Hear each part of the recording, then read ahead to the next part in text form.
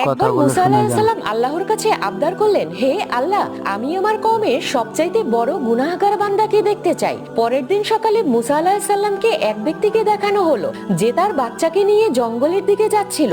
মুসা আলাইহিস সালাম আল্লাহর কাছে বললেন, হে আল্লাহ, এবার আমি সবচেয়ে নেক বান্দাটিকেও দেখতে চাই। কিন্তু সন্ধ্যার সময় আবারও সেই সকালের ব্যক্তিটিকেই দেখানো হলো। মুসা আলাইহিস সালাম আল্লাহকে প্রশ্ন করলেন, এটা কি হলো? তখন আল্লাহ তাআলা বললেন, ওই ব্যক্তির ছেলে তাকে প্রশ্ন করেছে, বাবা, জঙ্গলের চেয়ে বড় কি? বাবা বলল, পাহাড়। ছেলে বলল, পাহাড়ের চেয়ে বড় কি? বাবা বলল, আসমান। ছেলে বলল, আসমানের চেয়ে বড় কি? বাবা কেঁদে দিয়ে বলল, তোর বাবার গুনাহ। ছেলে বলল, গুনার চেয়ে বড় কি? বাবা খুশি হয়ে বলল, আমার আল্লাহর রহমত আর ক্ষমা। আল্লাহ তাআলা ইজ্জতের সাথে বললেন, হে মুসা, ওই ব্যক্তির অনুশোচনা এবং আমার প্রতি অগাধ বিশ্বাসে আমি এতটাই খুশি হয়েছি যে তাকে গুনাহগার থেকে নেক বান্দা বানিয়ে দিয়েছি। সুবহানাল্লাহ।